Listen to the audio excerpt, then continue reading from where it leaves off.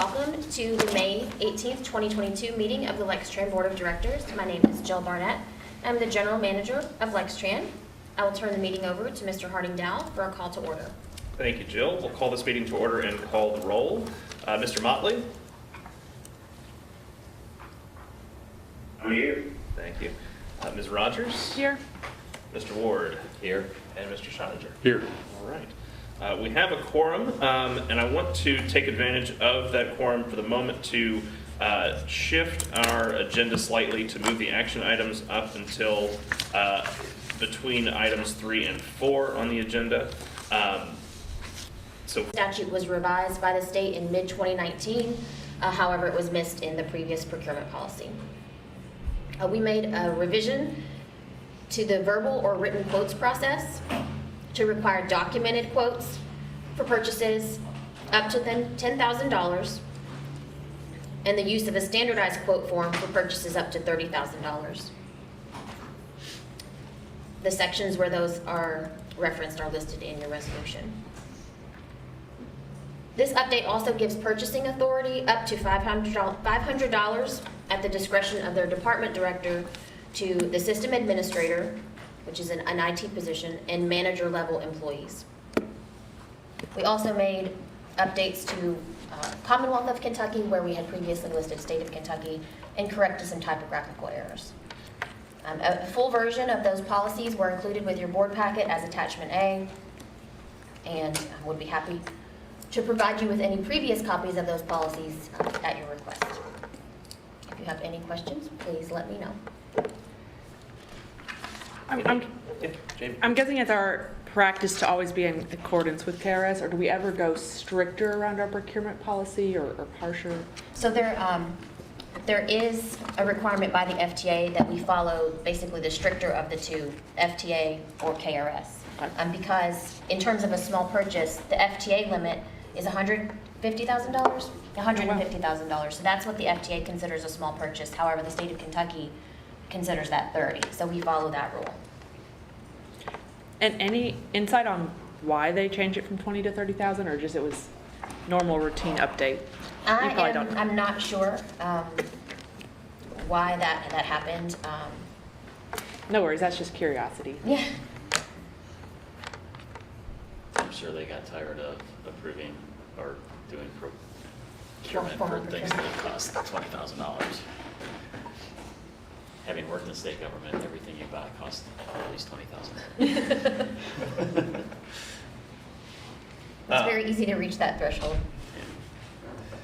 Jill, one question I had about if there's any more detail on discretion of their department director. Is there a formal process that we have internally to make sure that we've documented that director's approval of Yes. these very small purchases? Yes, we have a process we are going to follow that outlines that the director obviously share with the employee that they've been given that authority, but also share that information with the director of the purchasing department. We don't have a director of purchasing currently, but with the purchasing and procurement department, and that is written and documented, and all parties have that. We are also requiring that anyone who is given new authority undergo procurement training with Stephanie Hoke, our finance and procurement manager, under Nikki's direction, to ensure that they are aware of our most up-to-date rules and regulations and follow those, and know how to fill out a purchase requisition, what to do with a receipt, and things of that nature. Okay. So there is an auditing process for these small purchases. Yes. So the system administrator can't just go, buy 400 computers and no one's going to know. No. Okay. $500 at a time. Okay. Any other questions? I just have a comment, and Jill knows this already, and this is a comment I made before, but it was before Jill was the general manager. And just so everybody in the front row hears this, when you send the board changes to any kind of a policy, especially one that's 68 pages long or whatever this one was, redline it so we see what the changes were, so it's easier to kind of follow that. Thank you. That's a good comment. Is there a motion to approve this resolution? Motion to approve resolution 2022-10. Is there a second? Second. All in favor? Aye. Thank you. We will skip to Resolution 2022-12, which is not a resolution to award 5310 funds. I incorrectly labeled that. It is actually a resolution to approve an amendment to the Lextran Employees Contributory Pension Plan. It is correct in the document that is attached, the actual amendment and the resolution. You will also notice that we skipped from 2210 to 2212. We tabled a resolution and we'll bring that to you next month. This resolution today requests the board's approval of an amendment to the pension plan. The amendment is necessary to comply with the Secure Act of 2019. Secure stands for Setting Every Community Up for Retirement Enhancement, and that's a change that took place in 2019. The substantive change with this amendment pertains to the participant's required beginning age, which is currently age 70 and a half. The Secure Act moves that to age 72, provided the employee is no longer working. So if someone is 72 and is still working here, the plan does not pay out until their employment, until they separate from employment with Lextran.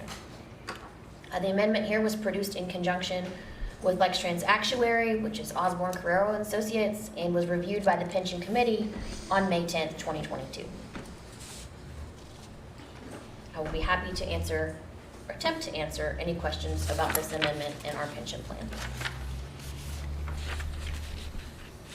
Remind me who sits on the pension committee? So there are 3 members of the bargaining unit, 2 members of the administrative staff, and 1 member of the board. That seat is currently vacant, and I hope that we make that appointment in July. I've spoken to a member of the board and also briefly with Harding about the need to fill that seat. It was Rick for a long time. Yeah, that's what I,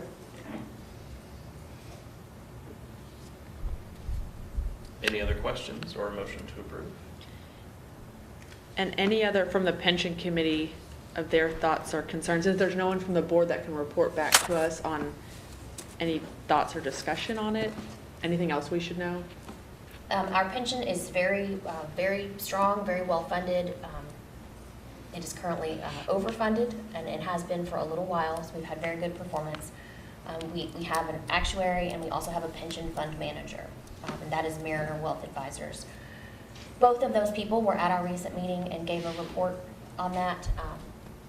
We'll be happy to answer some additional details if you have questions about those things. The Lextran pension plan is a defined benefit plan, $50 for every year of service that you have worked here.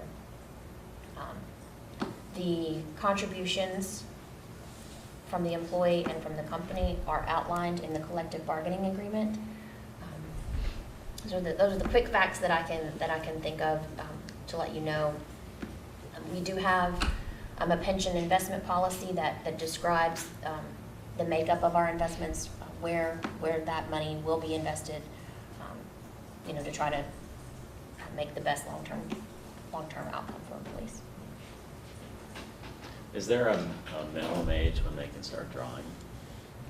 There is, and Nikki is going to be able to tell you the better answer to that question than I can. Yes.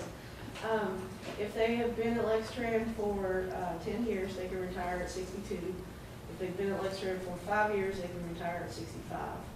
And there's also an eligibility for an early retirement based on disability. And if they take an early retirement, do they pay a penalty of any kind? Yes. Okay. It was about 75% right, but I'm glad I deferred to you. So this may be a dumb question. If they're able to retire at 65, but the plan doesn't start paying out until 72? It's required to pay This at was 70. Required to pay at 72. We have Okay, some got it. people that may have worked here 25 years ago and may have forgotten that they had money left. Mhm. So it's our responsibility when they turn 72 to automatically start those benefits. Got it. And any substantial changes of why 70 and a half to 72? Is that federal government thing? It's the federal government. Okay. Are they doing the same thing with IRAs? Yeah. Yes.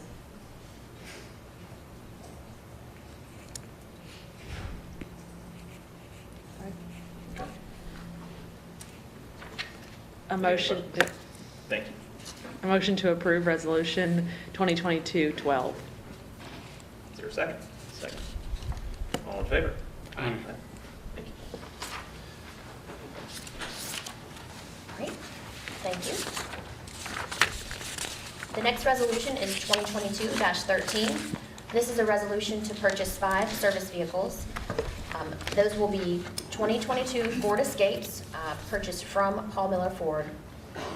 Interesting about this procurement compared to some that we normally do is we will be buying off the state's master agreement for Ford service vehicles with Paul Miller Ford. They established that September 15th, 2017. Today, we're requesting authority to purchase 5 vehicles at a cost not to exceed $28,940 per vehicle for a total not to exceed amount of $144,700. You see that we have the source of funds is federal fiscal year 21 and 22, 5307 formula fund dollars. Our state match will count as the local match to unlock that grant. So pretty straightforward, but if you have any questions, I would be happy to answer those. How large is your fleet of service vehicles? Chris, can you answer that, please? I believe it's in the 30s, right? I was thinking it was about 34. 34 to 36, I believe. And George, that incorporates maintenance vehicles like service trucks, the snowplow trucks and things of that nature. We also have some vans that supervisors might use, Ford Escapes that supervisors are using currently. We also have some non-revenue vans that are used by operators to kind of go between here and the transit center, or to, we call it clean up a route if a trip has been missed. So there's those vehicles make up that non-revenue fleet. We haven't purchased service vehicles in quite some time. So these are replacing 5 old ones? Yes. And how old are the 5 old ones? 2012. And is there a reason that we went with the state's master agreement for this procurement but not previous ones? Previously, when we have bought service vehicles, we've bought them off the state's agreement as well. Oh, okay. There's been very few times that I can recall that we've gone out on our own to do that. They do a good job of outlining the specs that we would need also, so there's really no need to reinvent the wheel. Okay. And just given the car shortage, we're able to get these? Yes, as long as we get the order in, I think by this Friday, we should be able to get these. So thank you, Mr. Motley, for joining via Zoom today so we can get this resolution passed, and those board members who are here. Yeah, otherwise they're going to be borrowing your car. Oh, Don't get hang off up yet. All right, is there a motion to approve? Motion to approve resolution 2022-13. Is there a second? Second. All in favor? Aye. Thank you. All right. We have one more resolution today, and resolution 2022-14. Do we need to And get while this- it is on paper from me, uh-oh, I'll get them back. okay, Jamie will help us get Christian back on the line to get this passed. I am going to have Mr. Fred Combs present this resolution based on the process that we are going through here with the $5310, and he can tell you a little bit about that. And wait on Christian, yeah? I'm sorry? Wait for Christian to, Yes, please. I don't know. Should I step out and call him?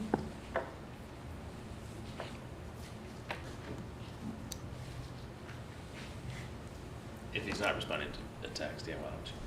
Jimmy, because I think he's texting, I texted Jimmy. Okay. He's not. He's not. Typing stuff to me either. I think you probably sent it first.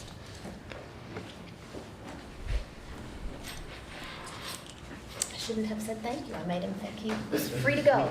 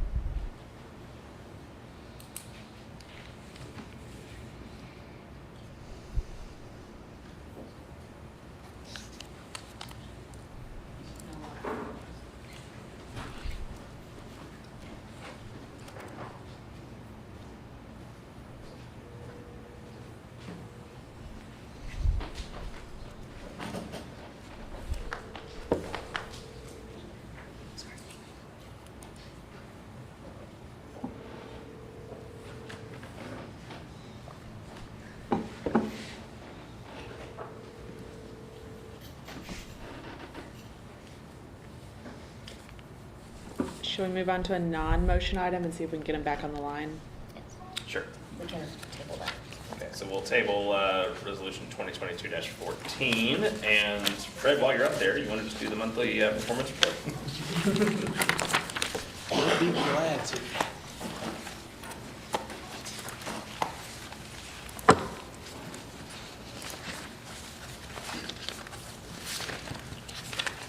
Yeah, well, good morning, everyone. This is our monthly performance report for April. We serve people in our community with mobility solutions, as we always start with our mission statement. Jumping into the highlights for April, first, as you know, we worked on the budget for the fiscal year 2023. That was brought before this board in our April meeting. The next steps of that budget will be to present to City Council, and I believe, Jill, that is May the 31st. Yes. Mm-hmm. April the 13th, I was invited to speak at the University of Kentucky's Public Transit and Emerging Travel Modes International Symposium.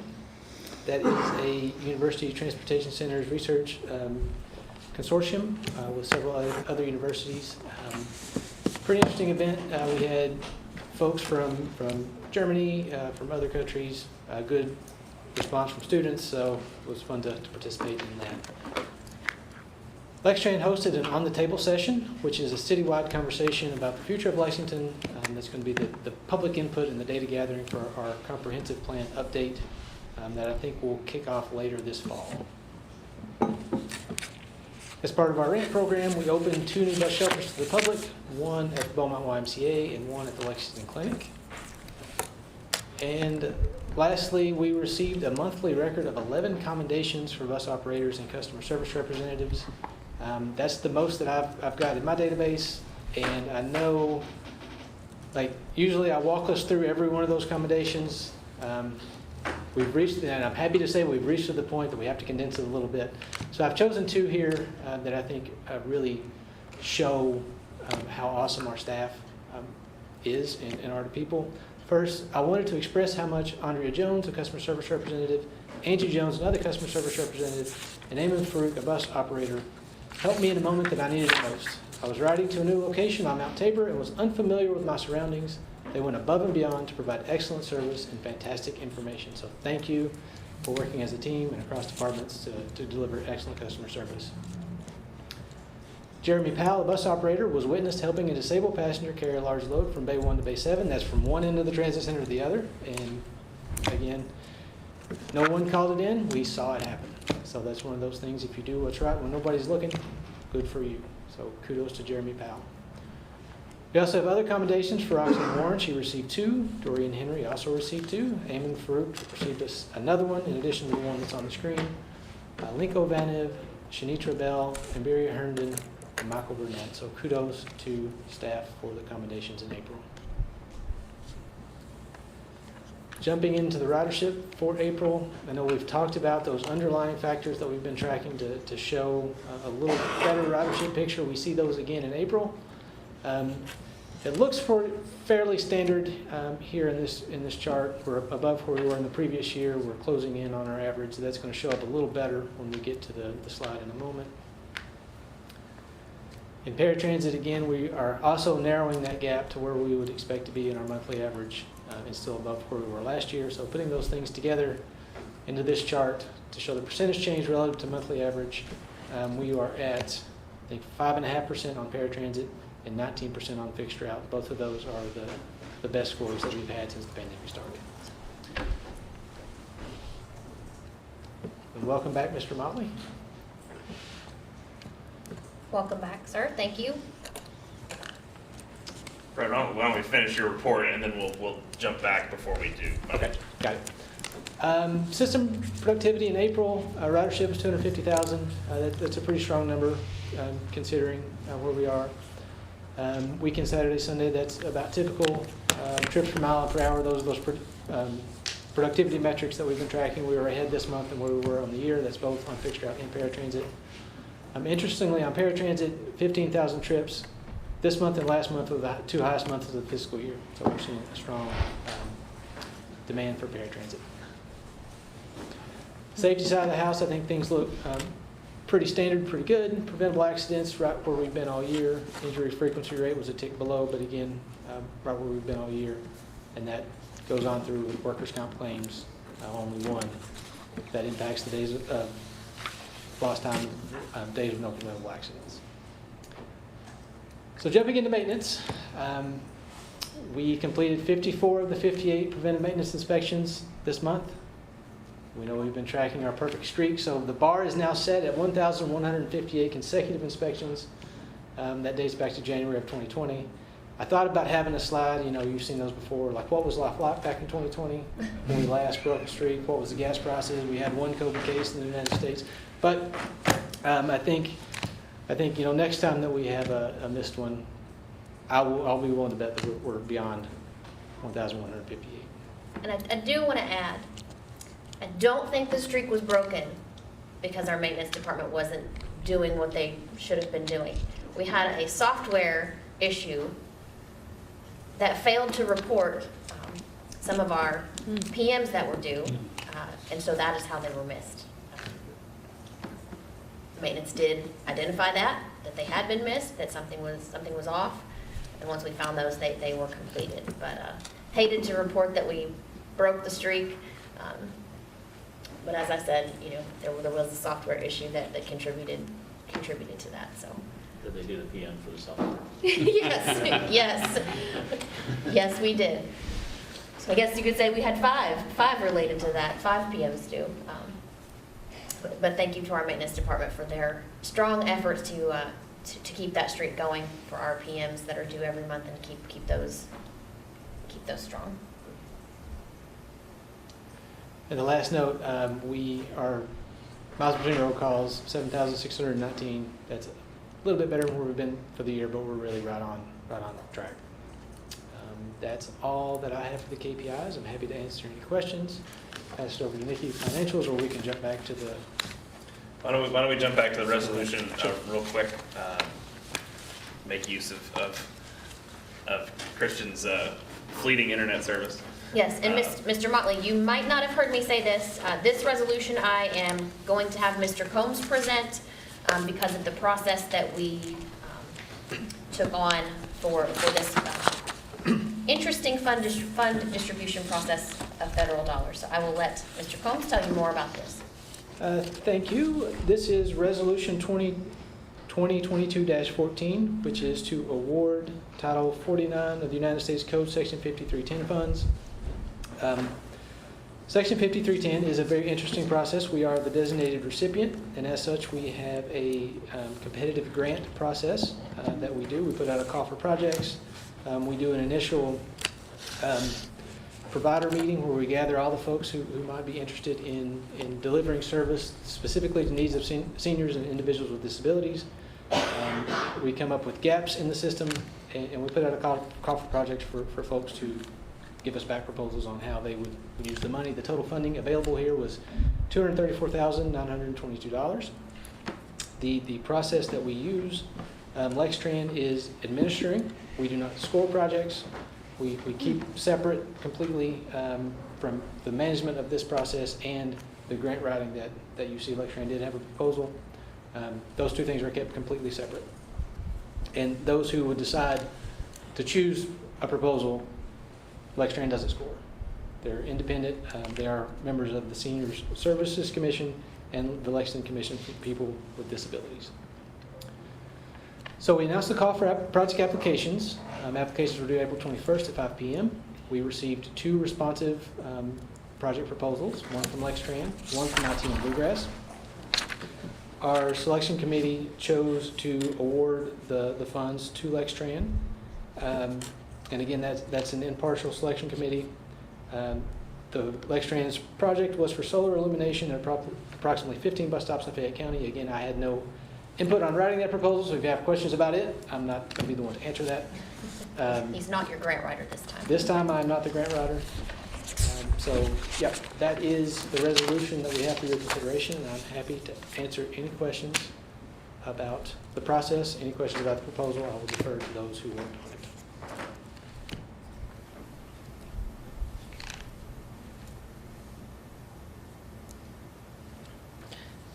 So in short, Lextran is the one distributing the funds out to those who applied. Yes.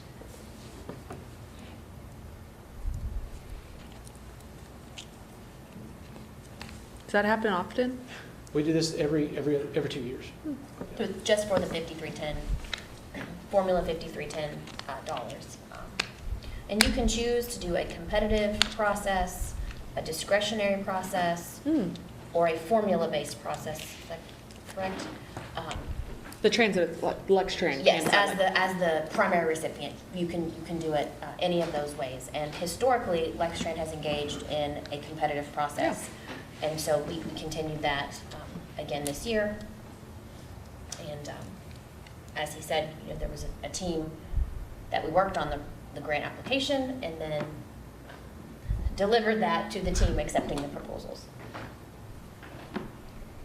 I have to assume that as unusual as this looks, that this is how other agencies handle the same kinds of processes of being the recipient and the distributor. Yes. We're not doing anything truly unusual, just sounds good. No, and this is the third time since I've been in Lextran that we've done this process. Okay. So it's, and I'm sure even before me, this is done too. Yep. The one note that I wanted to make, Jill and Emily and I were discussing this before the meeting.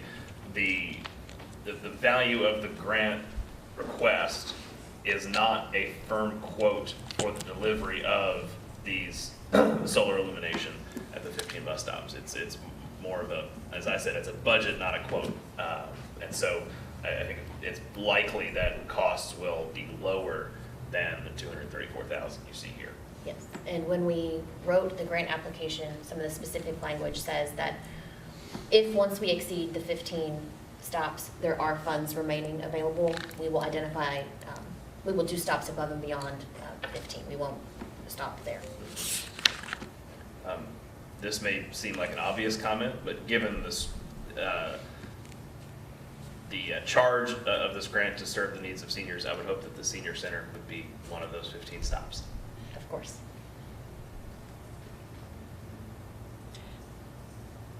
Any other questions or comments on this one? And so the Lexington Senior Center Service Commission and the Commission for People with Disabilities were those that were serving on the selection committee? Is that? We had a group of 3 folks. Yeah. Excuse me, I believe 1 was from the senior service and 2 was from the Commission for People with Disabilities. Don't quote me on that, but it's either that or the other way around. It's the other way around? It's the other way around.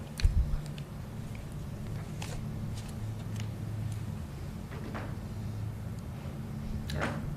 Is there a motion to approve? So moved. Thank you, Mr. Donder. Is there a second? Second. All in favor? Aye. Aye. Thank you. Thank you, Fred. Thank you. I have questions back on the performance report if we want to. Yeah, please. Yes. If we're done with.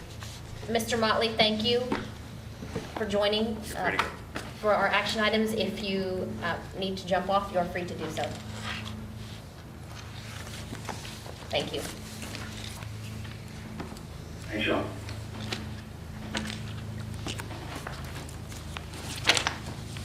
right, Jamie.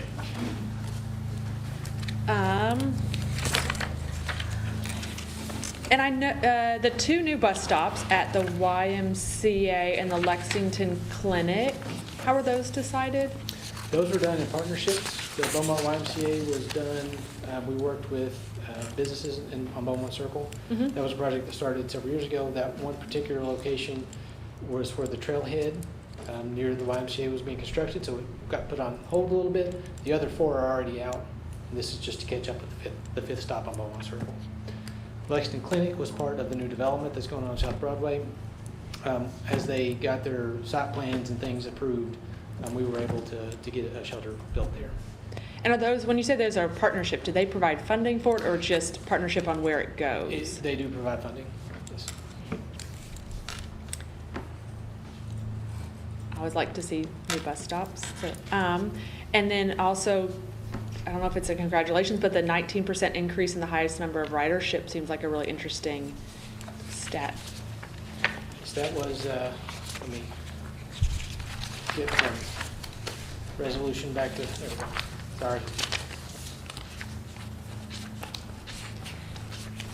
It was 19% in April and 14% year to date.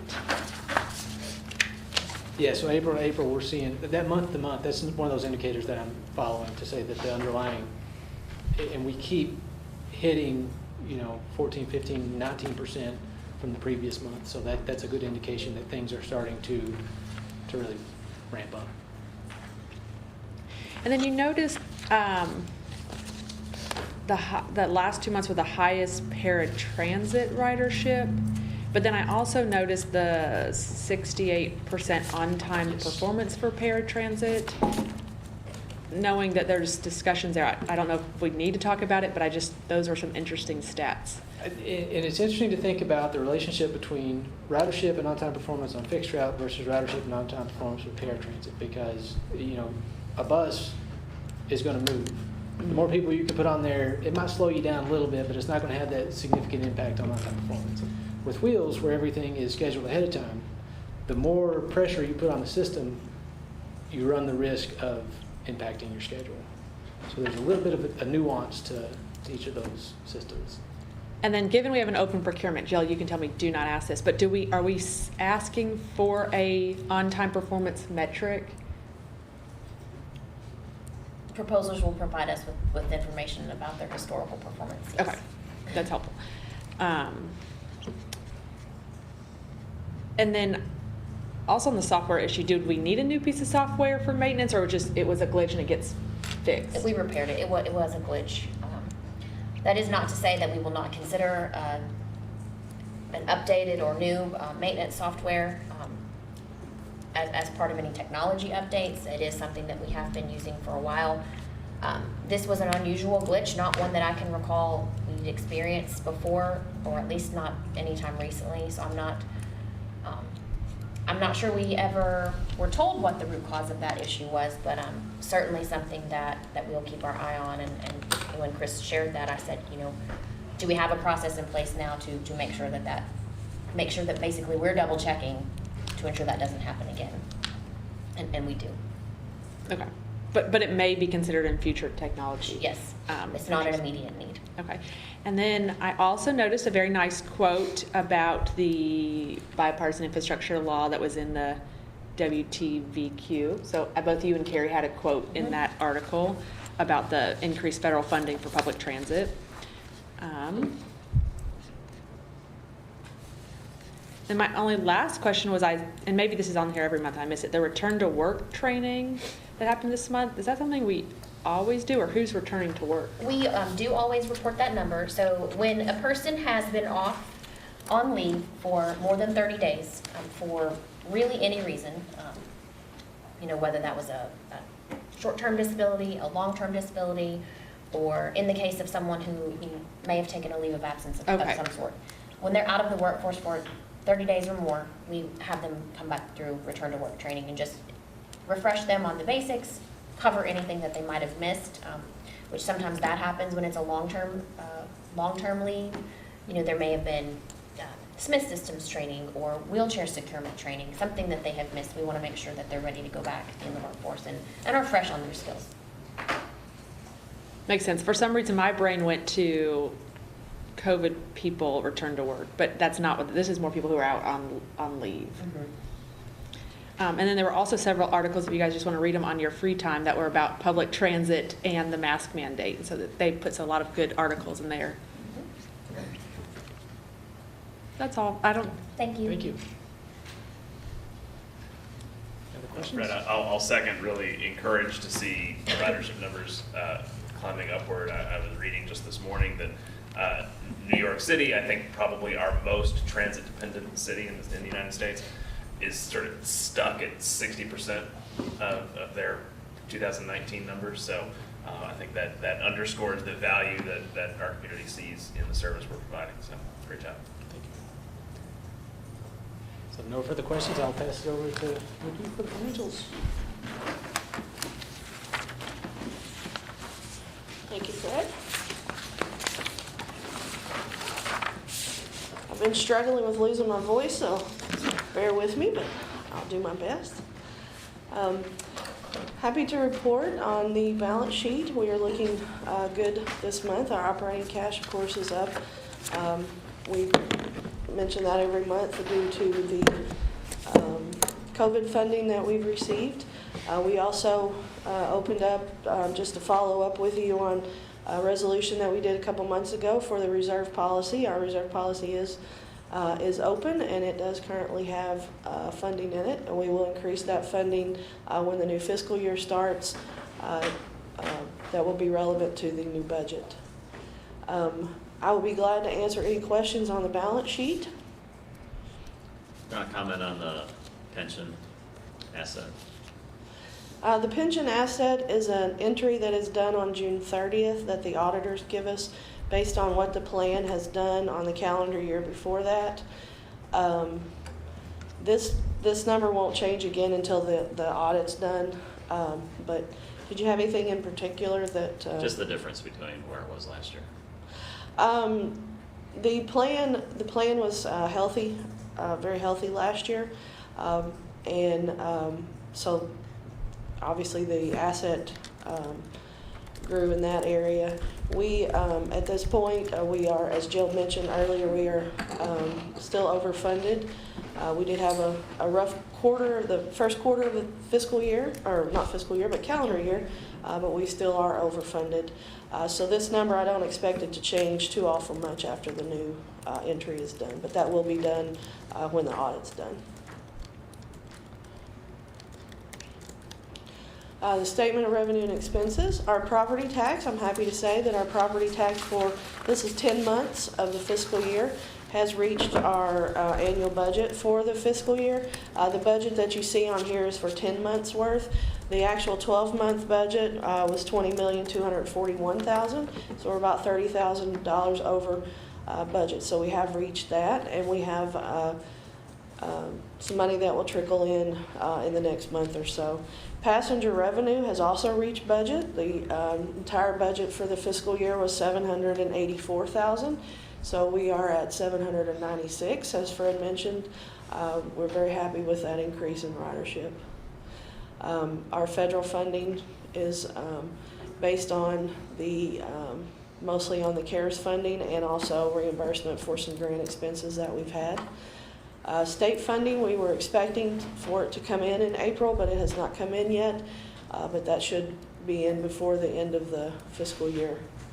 Our wages, as we mentioned in the past, those are over due to some overtime and also the ratification bonus and the performance bonus that we had given in this fiscal year. But everything else is looking really well. We still are concerned, obviously, with diesel fuel. The current cost of diesel fuel for the last invoice last week was $4.31. That's the highest I've seen in a very long time. But we're continuing to monitor that. At this point in April, we were under budget by $87,000, but I expect that number to dwindle down before the end of the fiscal year. But everything else we're looking really, really good in all those areas, but I will be glad to answer any questions.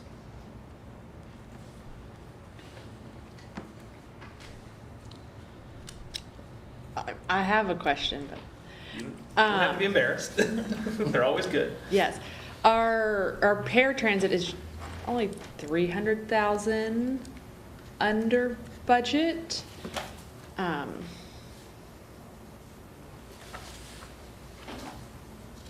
That number is based on the number of trips. Right. But it's also based on fuel, so that gas prices have increased, so that number has gone up as well. Yeah, I'm just thinking carefully about my thought, just knowing that we have discussion about our paratransit budget next year.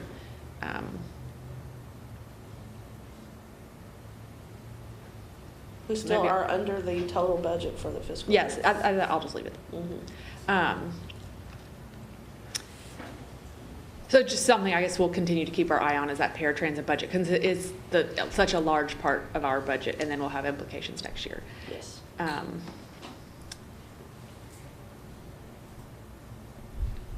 And then this is more of just a broad question. I know there's also are we actively applying for any more federal competitive grants? There are 2 due at the end of the month, another round of lower no emissions and bus facilities, and we are working on those grant applications now.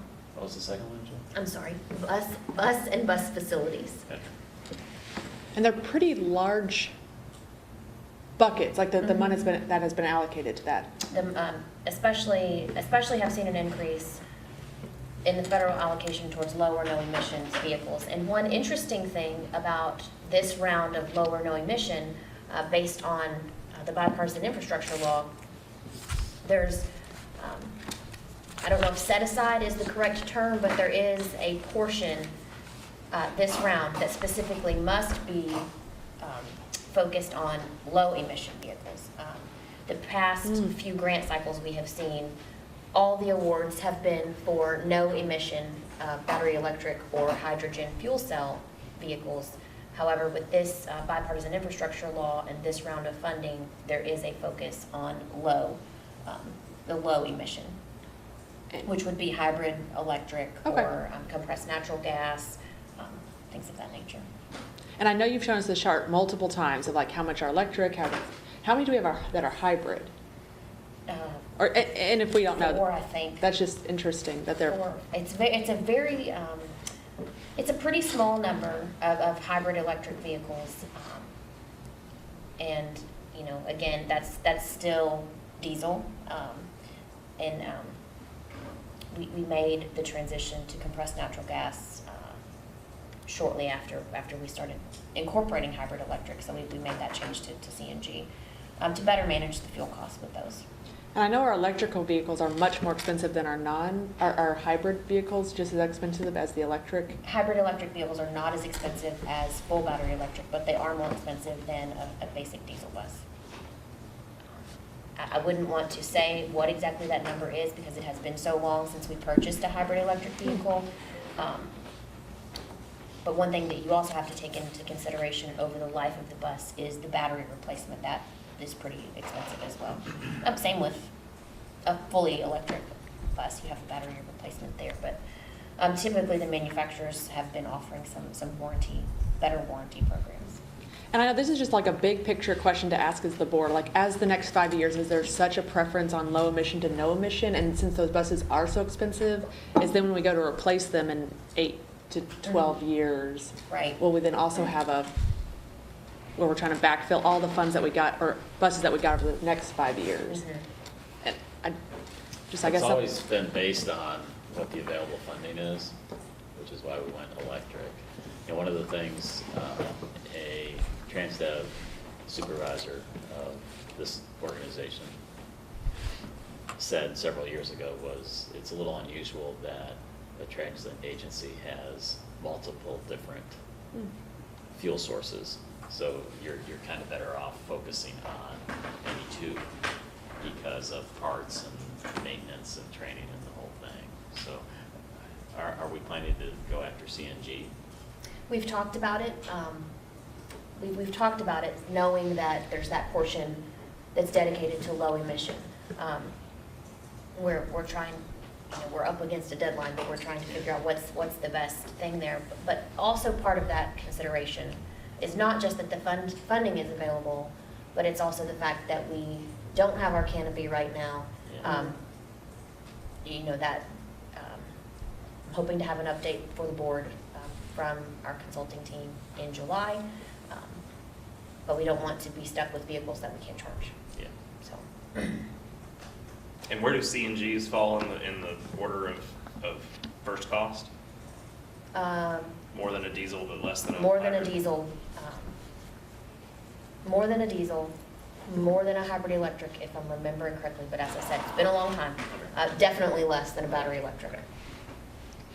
And thank you to whoever's working on the competitive grants that are coming due. Yes.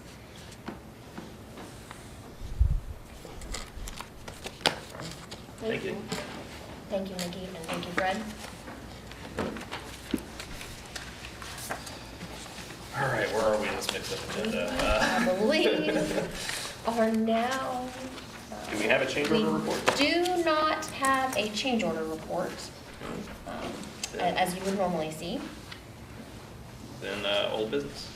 So old business, there's 2 items here. The first item I will present, which is an update to the RFP schedule for paratransit services. I wanted to share this for the board's information and for the public's information. As you know, we do have an open procurement underway right now. RFP 2022-04 was issued on April 5th, 2022. We issued an addendum on April 29th, which both answered questions that we had received from potential proposers, addressed some of their comments. We also modified our timeline for this RFP and giving a little bit more time for them to get their responses together. Realizing on the front end that it was a very quick turnaround, is still a pretty quick turnaround, but need to ensure some competition, or I guess this is an effort to ensure competition, but also an effort to ensure we receive a proposal. As we have shared before, our current provider is going to focus on core business of their organization and desires to move towards those focus areas. So simply wanted to share this for the board's information, since this is a very, very big contract, very big budget item, and very critical service to our community. Can you, are you allowed to comment on, maybe in generalities, multiple companies that ask questions? Are you asking who those companies might be, or? No, just like types how of- many? I mean, are there just one or two? Are we getting or are there qualified a people that are handful? interested? How about this? Are you satisfied with the number and nature of questions received? We're satisfied with the nature of questions received. We would have liked to have seen more companies attend our pre-proposal conference. We are very satisfied with the number of companies and number of people that have downloaded the RFP. We know there is talk in the industry based on things that we are hearing in a roundabout way. I presented at the CTAA conference in Louisville this past Friday, and I didn't say a word about paratransit, but someone approached me and said, "Oh, you have an open RFP." So it is known, it is being talked about. As I said, would love to have had a few more companies attend. One thing that did not help us was that one way in which we often advertise our RFPs, for which we need a more broad message, if you will, is through an industry publication that goes out called Transit Talent. And we notified them of our RFP and the RFP schedule. We held our pre-proposal conference that morning. Wasn't super well attended. That afternoon, the Transit Talent notice went out of our open RFP. So folks could have seen it if they had visited the Transit Talent website, but if they hadn't and were just looking on their email, they found out right after they had missed the pre-proposal conference. So that was unfortunate timing, but did want to make the board aware of this timeline adjustment and let you know that we are continuing to pursue this as actively as we can, given that it is open and competitive. Were the number of questions you received from different companies proportional to the number of companies that downloaded the RFP? Or what would be expected typically? Based on the number of downloads of the RFP, I would have expected more questions. However, I will add that I do not have access to the date and time at which they might have downloaded it. So it could have been that they downloaded the RFP after the question period had closed. I'm not sure. Was the pre-proposal conference, I assume, not mandatory? No, and a pre-proposal conference is never mandatory. Are you expecting to do interviews? It says interviews if necessary. Yes. When we talked through this timeline, all of us blocked this date on our calendar. So if you had big plans for the 4th of July, finish them up by July 6th and get back to work Yeah. so that we can do the interview. Yes, we are anticipating that. Even if we only get one proposal, I anticipate that there will be an interview just because we anticipate a transition. Yeah, it's just such a big and critical part of what we do. Absolutely. To make sure that we pick the right partner for the community. Do you, and not that I'm advocating to do this, but will a member of the board be on the interviews or to listen in? Typically, we have not for most procurements, but certainly we can consider having a presence. Just because it's a third of our budget, Yes, or it's an enormous part of our budget. As I said, it's absolutely critical part of our service. not a third, I'm doing my math wrong, but it's a big part That's of our okay. budget. I've learned don't do math in Yeah. public. Are the likely respondents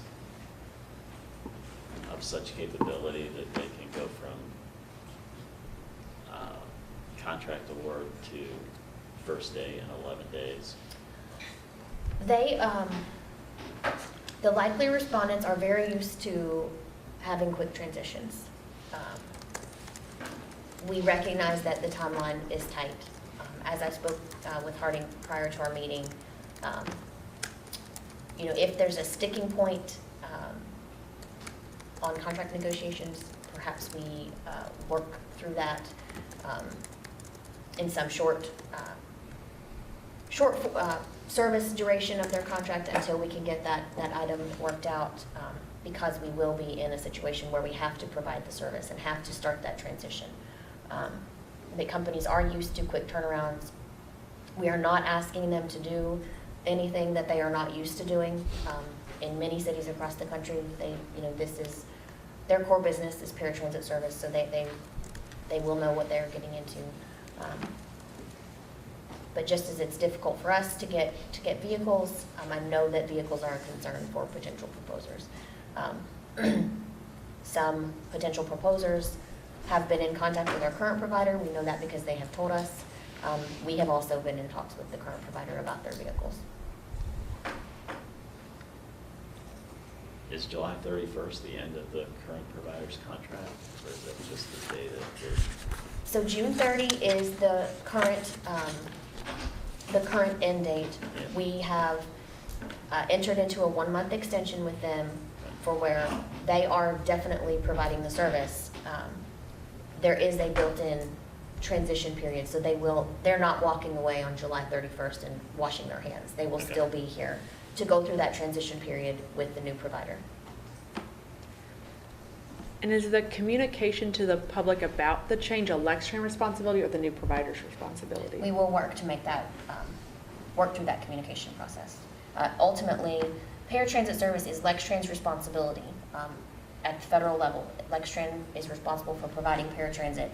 Many agencies provide it themselves, but historically Lextran has offered that service through a contractor. And so that will be our responsibility. I would think that may be a heavy lift to communicate to the public that Yes. change. Yes, it will. We have a very busy summer ahead of us. Well, we know who the repeat users are, should be able to get that right. Absolutely, So that will helps. be helpful. Potentially the bigger lift is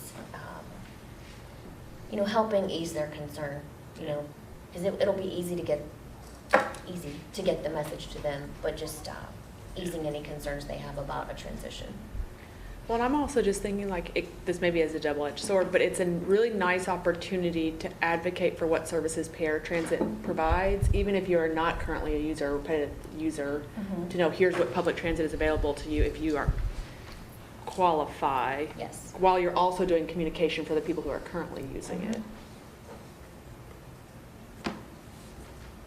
The only reason I say it's a double-edged sword, because then that increases our cost. Right, But if more people are using it, then that's a benefit. certainly. All right. Any other questions? Well, the final question is this is all doable. Sounds like a very busy summer, but this is, It's a very busy summer. We are going to do it because we have to do it. okay. Well, thank you. The next old business item is an update on our comprehensive operations analysis. Fred serves as the project manager for that, so I will welcome him back to the podium to give you a brief update. Hello again.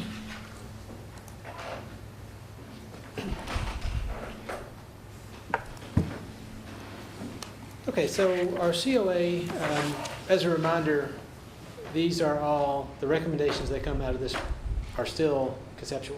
Like, we don't have schedules built, this is not we're not implementing this immediately. But this is the public stakeholder input summary, so we're going to share with you the feedback that we've gotten on the plan. I want to show you how that is going to be incorporated in the final document. That doesn't mean it's implemented, and I want everyone who might be watching at home to know that this is not an implementation meeting. This is sharing with the board what we heard from the community.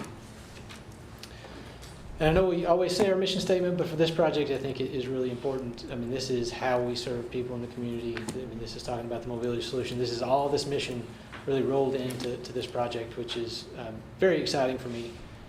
And to go through what we have done in terms of outreach for the COA, we first shared with the board our near and midterm recommendations. That was on February the 16th, and that kicked off this engagement period.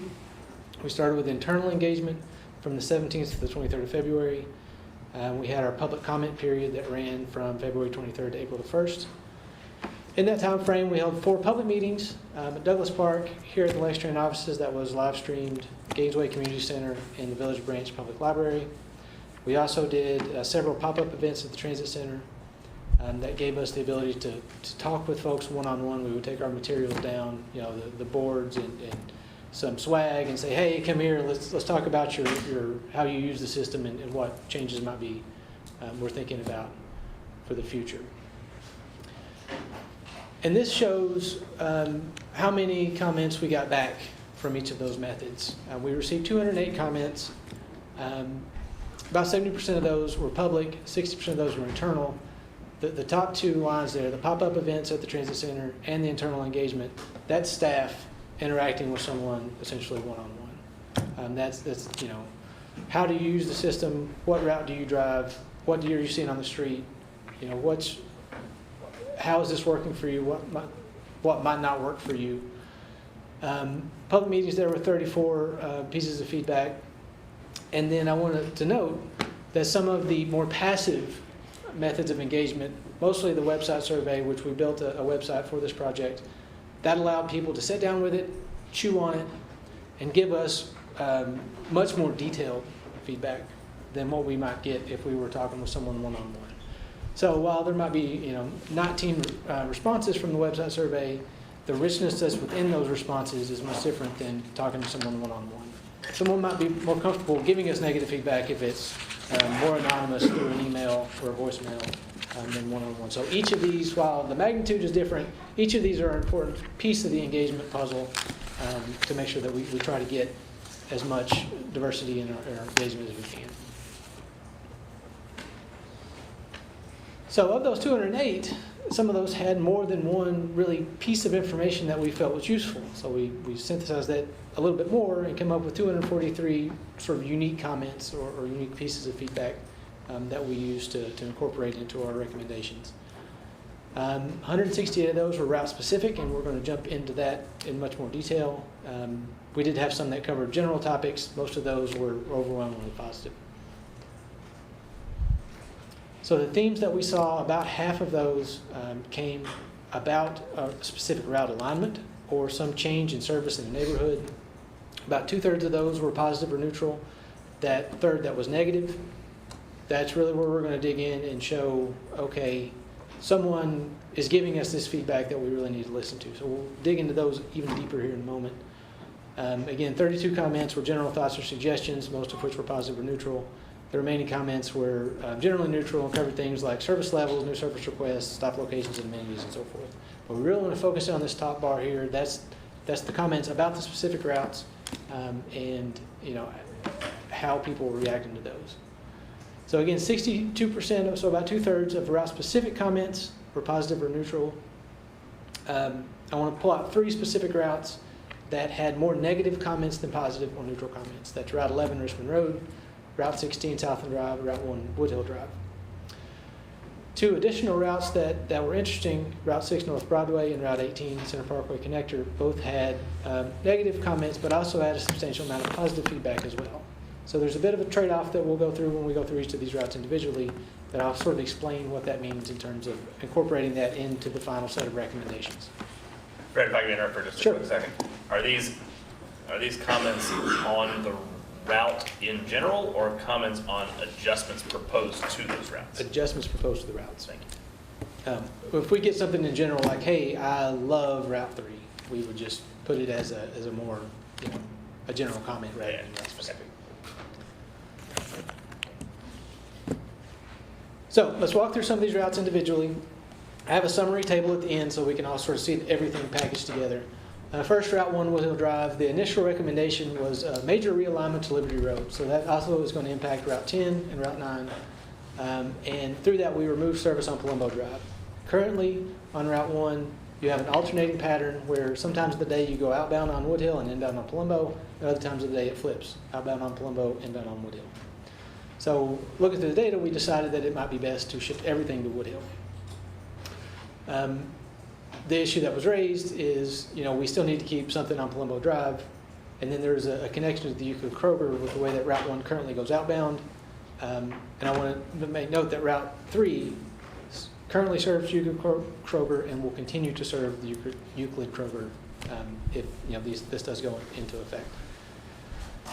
So what did we do with that feedback? We looked through some specific trip data and found that if we could restore certain trips through the day, this might be 4 or 5 trips through the day, we could catch the great majority of the Palumbo Drive ridership. So that's what our recommendation will say. Most of the time it will be on Woodhill, but those few key trips that line up with mostly the industrial shift schedules that's on Palumbo Drive, we can still catch those folks if we make that small tweak. And then about the access to Euclid Kroger, we're going to do some running time analysis on non-peak times to see if we can run the end of the line to Kroger. It's probably not going to work for peak periods, but we can still have some access to a grocery store, to try to navigate that. But they're still going to have the access to Euclid Kroger on a different route. On a different route? Yes. Okay. And right now they're both serving Euclid Kroger. And should this go into effect, then Route 3 would be the one that would serve that Kroger. So the initial concept on Route 6 North Broadway was to go to the North Park Marketplace and then turn around and come back. We heard that there was not enough runtime to make that work. We did deeper analysis and found that that was probably the case. So what we could do is consolidate Route 17, which currently is a connector route that does not come to the transit center. We heard that we should bring it to the transit center to bring folks from Joyland downtown. That was something that was important, so we had that in the initial recommendation to be done on Limestone. And this shifts that from Limestone to Broadway. We retain the same amount of service on Limestone that we have today. We will retain 35-minute service on Broadway and to North Park Marketplace, and do the same 70-minute service, Joyland to Brown Station to downtown, that we initially recommended, just through a different pattern. So we're essentially adding those two vehicles, those two buses together. So Route 11 Richmond Road, the initial recommendation was to reroute it to do Lakeshore Drive and discontinue the service in Not Allowed Neighborhood. This is probably the most negative feedback that we got. So our recommendation is to adjust that to restore service with 2 patterns on Route 11, one of which would do the Not Allowed Neighborhood. So we're going to restore that service back to the neighborhood. And then Route 18 Center Parkway Connector, the initial recommendation here was to take the Center Parkway from Hamburg all the way over to Nicholasville Road. Currently it goes to Center Parkway, which would then connect to Route 3. But in this recommendation, we would take Route 18 all the way across the southeastern side of the city. Part of that, as we hear from the public, they want more direct service, shorter travel times. So to reflect that, we looked at some ridership on Buckhorn Drive. Wasn't very strong. So our recommendation was to discontinue that service to streamline the route a little bit. We heard that might be an issue. The interesting thing about Route 18 is it doesn't come to the transit center. So headways aren't as pinned down to the Connect Green and Connect Blue, the Pulse from downtown. So we have a little bit of room to navigate headways, so long as we make sure that the connections, the transfer points can be made to other routes. So we have some wiggle room in this route. As we move forward towards implementation, the recommendation here is to keep it as it was initially recommended. And should we move forward towards implementation, we will do extra engagement and research into Buckhorn Drive to make sure that we get everything covered. Should, in some point in the future, we move towards the mobility on demand zones, this would be an excellent place to think about those. Is that where we're trying to go? It is in the midterm recommendations to see what that looks like. I mean, that's not something that's imminent, and I don't think we're actively pushing that direction, but some of the industry is going there, and we're definitely keeping our eyes and ears on how that plays out in other cities. And Fred, if I'm right from the last update, the Joyland connection was also one of those that was mentioned as That's a correct. candidate for on-demand. Yes. So I'm going to put all this in the table, and I know we mentioned Route 16 earlier. I don't have a map of Route 16, but I'll go through it here. Route 1 was the discontinuation of service to Palumbo Drive and the loss of access to Euclid Kroger. So what we did was we restored the access on Palumbo on key trips, and then we're going to look into runtime to see if we can stretch that route into the Richmond Road Kroger. The insufficient running time on Route 6, merged that with Route 6 and 17. Route 11 was the idle hour neighborhood. We will restore that with alternating patterns. The two issues that came out of Route 16 was the loss of front door service to the UK Family and Community Medicine that I know is Turfland Mall. So that is can be served on Route 13 on another route as it is today, so we'll make that change. And then the loss of service to the VA hospital along University Drive. We currently have service there along routes 5 and 14. So the recommendation of Route 16 as it rolls into Route 8, that's the positive feedback that we got on Route 8. We recommend that it stays as it was initially recommended. And lastly, the Center Parkway connector, discontinue the service on Buckhorn Drive. We will maintain the initial recommendation in our final report and then evaluate with outreach prior to any implementation. Which brings to the next steps. So we're working on the final report. We're aiming to have that done by June the 30th. We have that onboard survey data, we have the travel pattern data, so any ad hoc planning analysis that pop up between now and until we do this again, we'll have that available to us to use. As we move forward with implementation, we will do more public engagement. We will have fully built schedules so we can do practice trip planning with folks to make sure that they know how these changes might really impact their trips. As this is more conceptual, the next step would actually be your full-blown schedule, running time, the whole 9 yards. And then any implementation would start in 2023 at the earliest. Brad, how many of our routes currently use this alternating schedule approach that you mentioned in a couple of places here? Route 1, there is, let's see, there's several. 6 does it through Hollow Creek. There's some weird things that happen on 3 depending on day of the week. It's pretty common. Okay. And there's some other recommendations here, like Route 13 is one, would be, some trips would do Dunbar, other trips would do Palomar. So it's you go back to this, the service, coverage of service versus your streamlined service. So streamlined service. It's always a give and take. Yeah. In transit. Goodbye.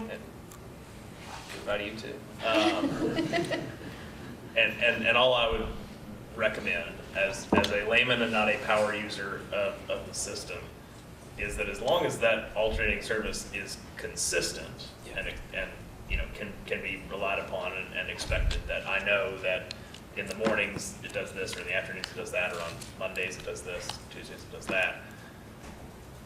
I sort of imagine the ever-growing, you can park here between 6 and 8 on alternating Wednesdays, et cetera. If we can avoid that kind of, here's how you explain the route to users, that's the kind of thing that to me could be a deciding factor between whether someone chooses to use the service or not. And I understand that we've got to be creative, and I appreciate that we're being creative with the limited number of buses and dollars that we have to try to create that coverage. And then it becomes incumbent upon us to communicate it in a way that makes the system useful. The last time we saw this, we had the presentation from the Dunbar students. That's this gray route here. This little, And I know, I didn't see that on the proposal of changes to the routes. Was that because it was already in progress? yeah, that's already included in the recommendations. This is the changes that we've made to the recommendations based on the negative feedback. So I, want everybody to know that they've been heard, and this is how their comments have changed what we're recommending.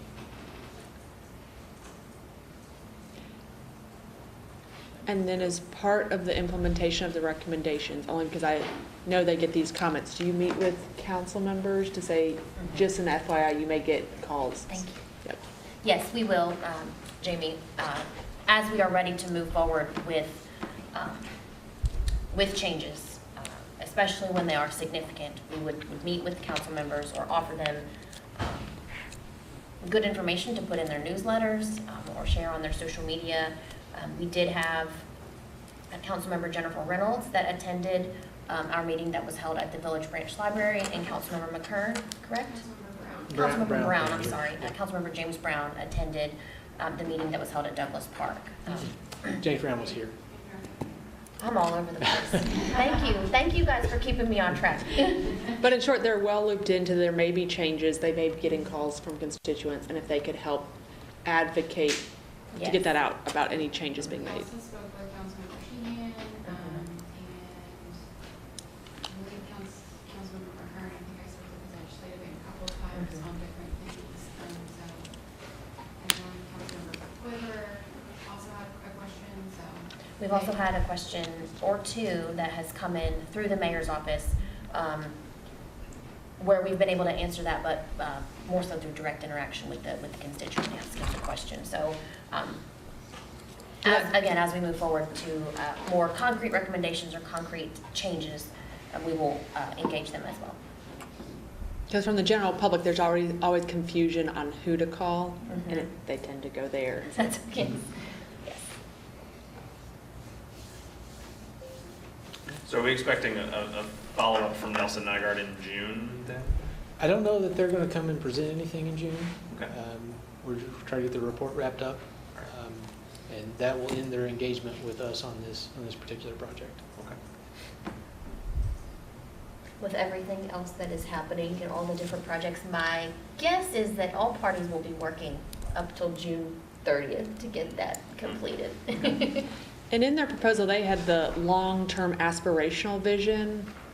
That's just something that comes back to the board in 3 years from now, or how does that conversation continue, the aspirational vision? My recommendation for the aspirational, and this is a very preliminary recommendation, would be that Lextran engage in a long-term transportation plan. What is our long-range plan? And we would work with the MPO to do that. We would use some of this information. Potentially you engage a consulting team for that as well. But that would be my recommendation after we get through this process and make some of these changes, that we engage in a long-range plan. And I would add to that, a COA horizon is five years. A long-range plan, you could go as far as 25, 30, 40 years. And, you might have 3 COAs before we get to, like, imagine Nicholsville Road's a good example. We'll probably have several COAs before that, if that is ever implemented fully. Because just some of the proposals they put forward in those aspirational visions, and I know everyone would want to get there, just do we have the resources to get there, so I just don't want to lose sight of that. some Leave of it the to me, things. I'll do it tomorrow. Right. You gotta be careful. I know you what would, yeah. give- Direction you give me. They'll give him that checkbook, right?